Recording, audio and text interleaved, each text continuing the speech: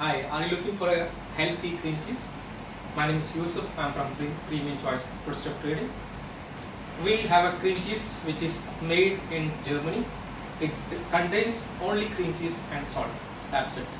Whereas, whatever available in the market with certain brand names, it contains E factors and stabilizers. You know that. These E factors and stabilizer is not good for health. So if you are really conscious about your customer health, then you can go for cream cheese which made from Germany. It contains only two factors, only cream cheese and salt. That's it. So certain people say that yes, our cheese is bit hard. See, by nature, cheese itself is bit hard.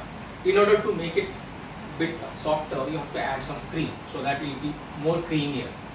So in order to provide a standard texture, it has given this. So as per your requirement, you'll be able to change by adding some cream, so that will get more yield compared to any other creams.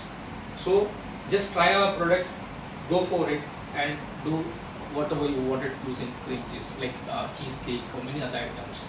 Thank you very much.